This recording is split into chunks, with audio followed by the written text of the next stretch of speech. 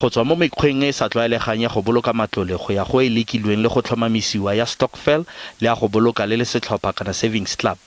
Metswedi ya tlhaeletsano ga jaana e tletse ka mekgwa e e farologaneng ya tsamaiso ya go bolokwa ga matlole. Yo a ntseng a tsweleditse nngwe ya letsholo la go boloka matlole ke mankge mo mererong ya go ruta ka matlole, Ivan Sambo, yo a dirisang podcast go tsweletsa dithuto tseo.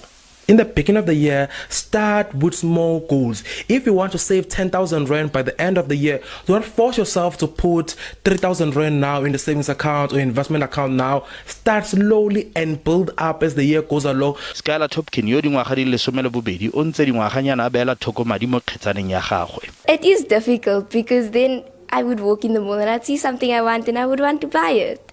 But I just sometimes thought about what I want to do the end of the year and then I wouldn't.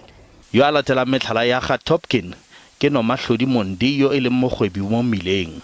Le kgarbele la dingwaga di le 31 la re le na le mokgwa o siameng wa go boloka madi.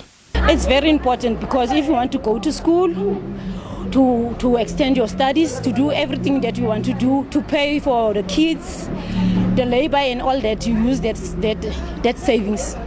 Le fa go le jalo ga se mongwe le mongwe yo a ka nnang le tsamaiso e lolameng ya matlole. Moitseanape o rotloeditse bao ba nang le mathata a go boloka madi ka gore ba tshwanela ke go nna le mongwe yo a ba rwesang maikarabelo ao.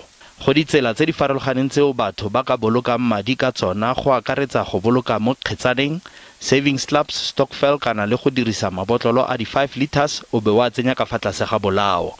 Kgakololo e moitseanape a eneelang ke gore simolola go boloka madi go sa kgathaletsege bonnye ba one.